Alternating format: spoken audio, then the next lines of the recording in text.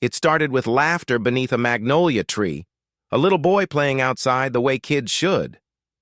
But days later, his mother opened a letter that stopped her cold, a $500 fine. The reason?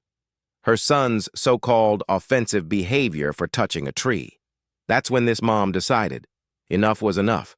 What happened next would shock the entire neighborhood. It began like any normal afternoon. The kind of peaceful day that made Tasha Williams feel thankful for the little corner of calm she'd built for her and her son. The sun peeked through the tall oaks that lined the street. Birds chirped softly, neighbors mowed lawns, and the sweet smell of fresh-cut grass floated through the air. 5-year-old Caleb was outside, giggling as he chased a butterfly near the sidewalk. His tiny shoes left soft prints in the mulch under the big oak tree that stood proudly in front of their townhouse. Tasha watched him from the window, smiling. For a single mom juggling 2 jobs and endless responsibilities, those little moments meant everything. But by the end of that week, that same oak tree would become the center of a storm she never saw coming. Tasha was used to doing it all. Morning shifts at the hospital as a nursing assistant, late-night classes as she worked toward becoming a registered nurse, and every spare minute devoted to Caleb. Life wasn't easy, but she was proud of what she'd built. A safe home in a quiet suburban neighborhood. The community seemed perfect on the surface. Manicured lawns, neighbors who waved politely, a small playground where the local kids played tag after school. When Tasha first moved in, she thought she'd finally found peace. But soon she began to notice things that made her uneasy. When she walked to get her mail, conversations seemed to stop. Some neighbors smiled tightly but looked her up and down as if she didn't quite belong. One woman once complained that Caleb's laughter was a bit loud when he played outside. Another left a note about keeping shared areas neat, even though her porch was spotless. Still, Tasha tried to be friendly. She baked cookies for the neighbors at Christmas, waved every morning, and made sure Caleb never left toys on the lawn. She wanted to be seen as what she truly was, a good mom doing her best. Then came that sunny afternoon. Caleb had been fascinated by the big oak tree outside their townhouse for weeks. He called it his magic tree. He liked to touch the rough bark and swing gently on a low branch, pretending it was a jungle vine. Tasha had always kept an eye on him. He never hurt the tree, never made a mess. Just a boy being a boy. That day, as he giggled and swung back and forth, one of the neighbors, Mrs. Klein, walked by with her small white dog. She frowned as she watched him, her lips tightening into a disapproving line. Caleb smiled and waved at her. She didn't wave back. Instead, she marched off, muttering something under her breath. Tasha didn't think much of it, but 2 days later, when she checked her mailbox, she froze. An official envelope from the Homeowners Association stared back at her. Inside was a printed letter on crisp white paper bearing the HOA's logo at the top. The words hit her like a punch. Notice of violation. Your child's noxious and offensive behavior, touching and swinging on community landscaping, has caused concern among residents. This is a violation of community standards, Section 4.3, Property Use and Conduct. At the bottom, in bold print. Fine, $500. Payment due within 14 days. Failure to comply may result in additional penalties or legal action. Tasha blinked, rereading the letter 3 times. She thought it had to be a joke. Her son, her 5-year-old, was being accused of noxious behavior for touching a tree. She picked up the phone and called the HOA immediately. After waiting through minutes of hold music, a calm but cold voice finally answered. HOA office, this is Karen speaking. Tasha tried to stay polite. Hi, this is Tasha Williams from Unit 4B. I just received a notice saying I've been fined. For my son playing near a tree? There was a pause. Then Karen replied, Yes, ma'am. We received complaints from residents regarding inappropriate use of common landscaping. Inappropriate? Tasha's voice rose. He's 5. He didn't break anything. He just touched a tree. Karen sighed, clearly annoyed. Ma'am, this community has standards. We've had issues before with children damaging shared property. You need to control your child's behavior. If you can't, perhaps this neighborhood isn't the right environment for you. Tasha sat there in stunned silence. Her heart pounded. Her throat tightened. She realized what she was really hearing between the lines. This wasn't about a tree. It was about her. That night, she sat at her kitchen table, the letter spread out in front of her. Caleb was asleep upstairs, his favorite stuffed dinosaur tucked under his arm. She stared at his innocent face and felt a mix of anger and heartbreak. Why was it always her child being singled out? Other kids in the neighborhood played near that same tree all the time, but their parents didn't get letters. Tasha took a deep breath and snapped a photo of the letter with her phone. She posted it on social media with the caption, "My 5-year-old son was fined $500 for touching a tree. Welcome to HOA life." She didn't expect much, maybe a few comments from friends. But by morning, her phone was buzzing non-stop, hundreds of messages, thousands of likes. Then local news stations started calling. The story spread like wildfire. People were furious. Parents across the country shared their own HOA horror stories. Others saw something deeper, an unfair system where certain people were policed more harshly than others. By the end of the day, a TV crew was parked outside her townhouse. A reporter asked her, "Do you think this was about more than just a rule?" Tasha didn't hesitate. "Yes," she said, "because when my son swings on a branch, it's called offensive. When other kids do it, it's called playing." As the video aired, the internet exploded with outrage. Hashtags like #LetKidsBeKids and #HOA overreach trended nationwide. Lawyers offered to help Tasha fight the fine for free. Neighbors who had stayed quiet before began speaking up. Some even admitted they'd been afraid to challenge the HOA's board for fear of retaliation. A week later, under public pressure, the HOA released a statement calling the fine a miscommunication and rescinded it. But for Tasha, it wasn't over. She'd made her point, and she wasn't backing down. She filed a formal complaint against the HOA, demanding new rules to prevent selective enforcement. She attended the next community meeting and read the letter aloud in front of everyone. "You called my child's laughter noxious," she said. "Maybe it's time you look in the mirror and ask what kind of community you're really building." The room fell silent.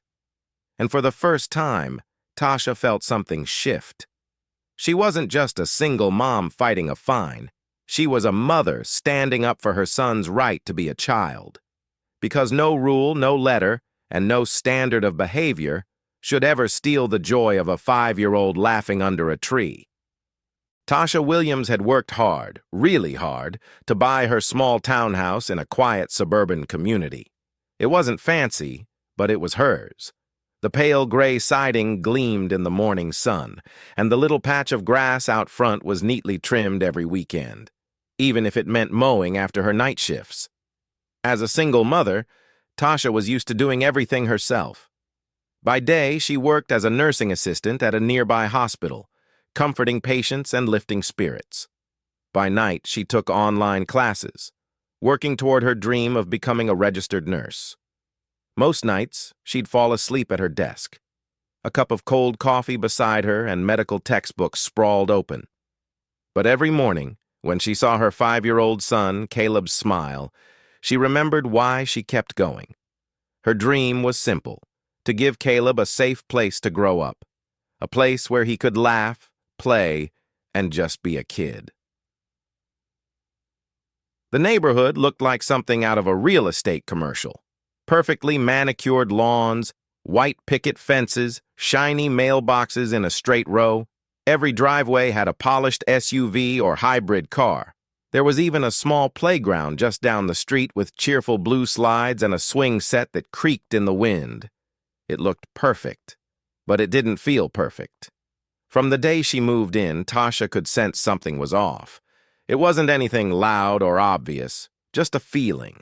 The kind that crept up slowly, like a chill you can't quite explain. When she walked Caleb to the bus stop, she'd notice neighbors whispering just as she passed. Conversations would pause mid-sentence. Eyes would flick toward her, then away again.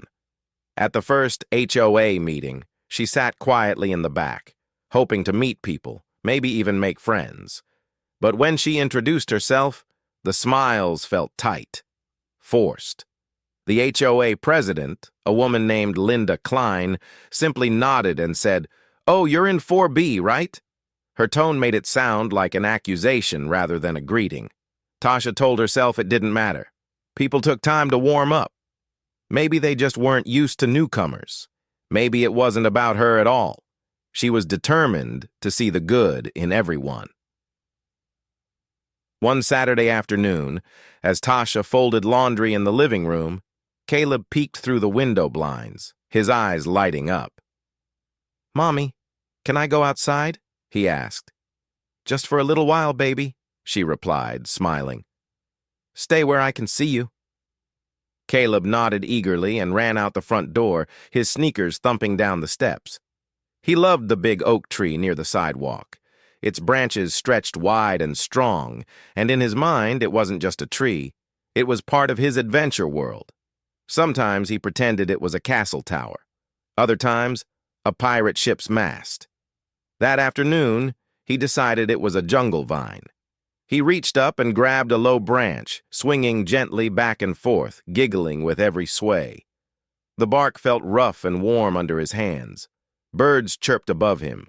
The sunlight danced through the leaves, sprinkling gold onto his curly hair. It was pure, innocent joy. No shouting, no damage, no harm done. Just a little boy, laughing in the sun. But across the street, someone was watching. Mrs. Klein, the HOA president, was out walking her tiny white dog, Princess. She paused when she saw Caleb near the tree. Her mouth tightened. Her heels clicked sharply against the sidewalk as she stood there, eyes narrowing. To her, this wasn't a child having fun. It was a violation. She pulled out her phone and snapped a photo.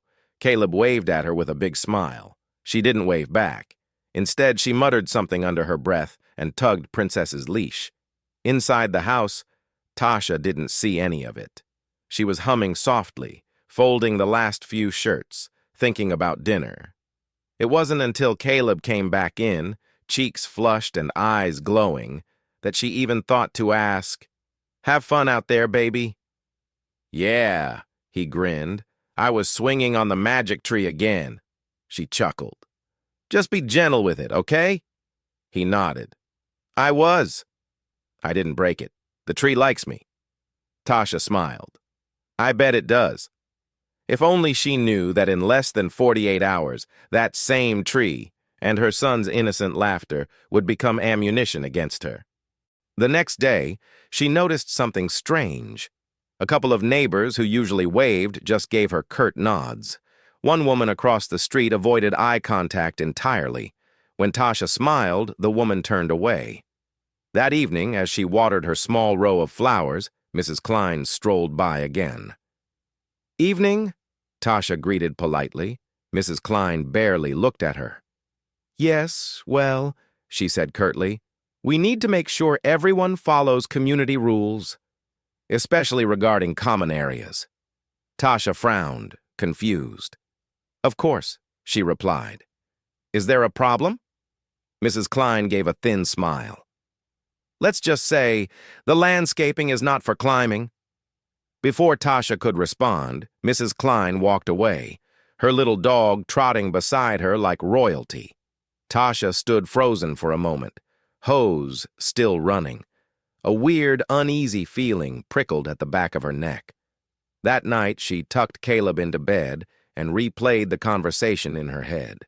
It couldn't be about the tree, could it? Surely no one would complain about a 5-year-old touching a branch. Still, she couldn't shake the worry. This neighborhood, so perfect, so polished, had rules for everything. Rules about garbage bins, rules about holiday decorations, rules about how high your grass could grow, and now, apparently, rules about what kind of joy a child could have. Tasha sighed and told herself not to overthink it. Maybe it was just a misunderstanding. Maybe Mrs. Klein was having a bad day. But deep down, something told her this wasn't the end. Because in communities like this, where perfection was prized above humanity, it only took one person with a clipboard and a sense of control to turn a child's laughter into a crime. And somewhere in that quiet, spotless neighborhood, a complaint was already being written. A letter that would soon land in Tasha's mailbox, accusing her 5-year-old of noxious and offensive behavior. The kind of letter that changes everything. 2 days later, Tasha opened her mailbox and froze. There it was, an envelope that instantly made her stomach drop. It was crisp, official-looking, with the Homeowners Association logo printed neatly in the corner. She could already tell it wasn't a friendly notice. Her heart thudded as she tore it open right there on the porch. Inside was a letter that felt like a slap to the face. Notice of violation. Your child's noxious and offensive behavior, touching and swinging from community landscaping, has caused concern among residents. This conduct violates Section 4.2, the Community Nuisance Clause, regarding the use of common property. And at the bottom, bold and merciless. Fine, $500. Payment due within 14 days. Failure to comply will result in additional penalties or legal action. Tasha's eyes widened in disbelief. She actually read it twice, certain she'd misunderstood. Her 5-year-old son was being accused of noxious behavior for touching a tree. Her disbelief quickly turned to anger. Her hands shook as she clutched the paper. The audacity, the absurdity, the cruelty. Her mind raced. Was this real? Was this a joke? Who could possibly find fault in a little boy swinging on a branch for a few seconds? She stormed back inside, letter in hand, pacing across the small living room. Her pulse pounded in her ears. Caleb was sitting cross-legged on the floor coloring a picture of a tree. The same tree, completely unaware that his innocent playtime had just become a $500 problem. Tasha felt something twist inside her. It wasn't just anger. It was humiliation. A deep, sharp sting that came from realizing someone in that community, someone who saw her as less, had deliberately done this. She didn't waste another second. She grabbed her phone and called the HOA number listed at the bottom of the letter. After a few rings, a calm, clipped voice answered. "Good afternoon. Green Meadow Homeowners Association. This is Karen speaking. How may I help you?" "Yes, hi," Tasha said, trying to keep her tone steady. "This is Tasha Williams from 4B. I just received a notice saying I've been fined $500 because my child, my 5-year-old, was swinging on a tree branch. Can someone explain this to me?" There was a brief pause. Papers rustled. Then that same cold voice replied, "Yes, Miss Williams." The violation was reported by a resident. It falls under our nuisance clause regarding inappropriate use of community property. Inappropriate? Tasha repeated, her voice rising. He's 5. He wasn't destroying anything. He didn't hurt the tree. He was playing, like every other kid in this neighborhood. Karen's tone sharpened slightly. "Ma'am, the board received multiple complaints about a child engaging in disruptive and unsafe behavior. We have to treat all residents equally. Children must respect common property boundaries." "Disruptive?" Tasha snapped. He was laughing. "That's the noise you heard, a child laughing. Is that what this neighborhood calls disruptive now?" Karen exhaled loudly, the kind of sigh that said, "I've already decided you're the problem." "Ms. Williams, I'm not here to argue. The letter clearly outlines the violation. If you wish to appeal, you can attend the next board meeting on Thursday evening." "I'll be there," Tasha said firmly.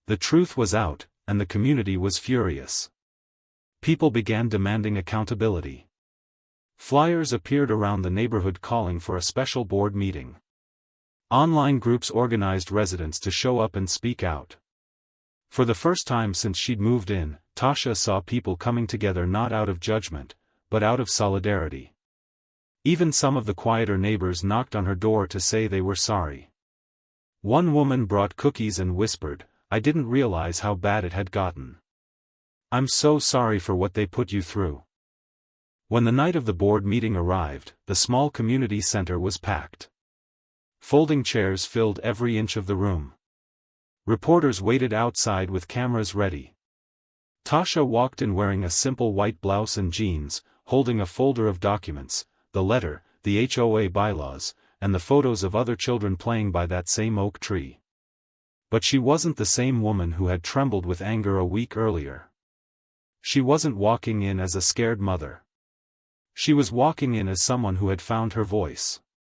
As she took a seat in the front row, she could feel the eyes of the HOA board on her. Linda Klein, the HOA president, cleared her throat and tried to open the meeting with a rehearsed speech about community order and miscommunication. But Tasha raised her hand.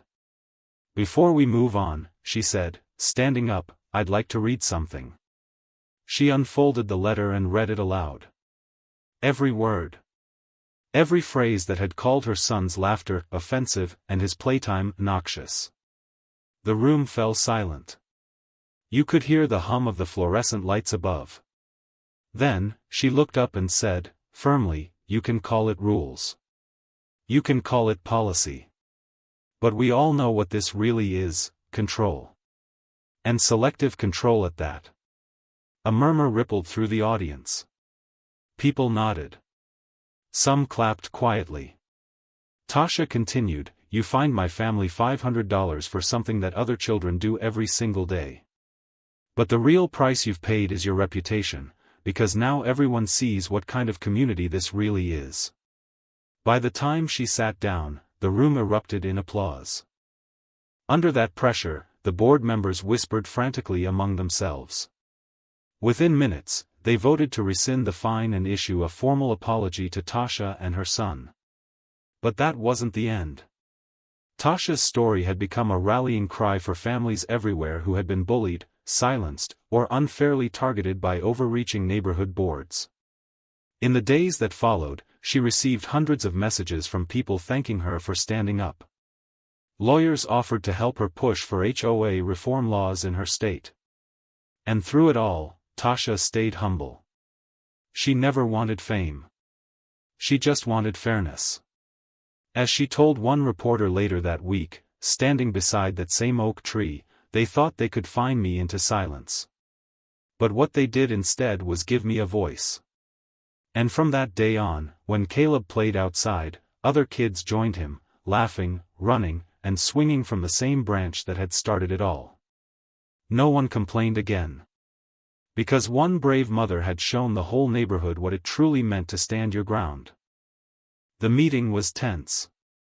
The air inside the community center felt heavy, thick with tension, judgment, and the weight of something much bigger than a simple neighborhood dispute. Cameras were rolling. Reporters lined the back wall, microphones ready. The hum of whispered conversations filled the room.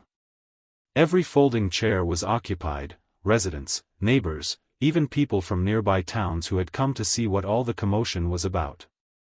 Tasha Williams sat quietly in the front row, holding her folder, the one that contained the now infamous HOA letter that accused her 5-year-old son, Caleb, of noxious and offensive behavior. She could feel the stares of the board members sitting at the long table in front of her, but she didn't look away. This time, she wasn't nervous. She wasn't intimidated. She was ready. The meeting was tense. The air inside the community center felt heavy, thick with tension, judgment, and the weight of something much bigger than a simple neighborhood dispute. Cameras were rolling. Reporters lined the back wall, microphones ready. The hum of whispered conversations filled the room. Every folding chair was occupied, residents, neighbors, even people from nearby towns who had come to see what all the commotion was about. Tasha Williams sat quietly in the front row, holding her folder, the one that contained the now infamous HOA letter that accused her 5-year-old son, Caleb, of noxious and offensive behavior. She could feel the stares of the board members sitting at the long table in front of her, but she didn't look away. This time, she wasn't nervous. She wasn't intimidated. She was ready. She unfolded the HOA letter, the paper creased and worn from the countless times she'd read it over the past week. Then, she began to read. Your child's noxious and offensive behavior, touching and swinging from community landscaping, has caused concern among residents. Her voice didn't tremble. She wanted every word to land, every syllable to sting the way it had stung her when she first read it. She looked up from the page, locking eyes with the board members. You called my 5-year-old's laughter noxious. You said touching a tree was offensive. Her tone sharpened. What kind of community teaches that? The room fell completely silent. Not even a cough or shuffle broke the stillness. Behind her, someone began to clap. Then another. Then more. Within seconds, the entire room erupted in applause. People were standing, nodding, cheering her courage. Tasha glanced toward the reporters in the back. Cameras were flashing, recording every second. Linda Klein looked stunned, frozen in her seat. She unfolded the HOA letter, the paper creased and worn from the countless times she'd read it over the past week. Then, she began to read. Your child's noxious and offensive behavior, touching and swinging from community landscaping, has caused concern among residents. Her voice didn't tremble. She wanted every word to land, every syllable to sting the way it had stung her when she first read it. She looked up from the page, locking eyes with the board members. You called my 5-year-old's laughter noxious. You said touching a tree was offensive. Her tone sharpened. What kind of community teaches that? The room fell completely silent. Not even a cough or shuffle broke the stillness.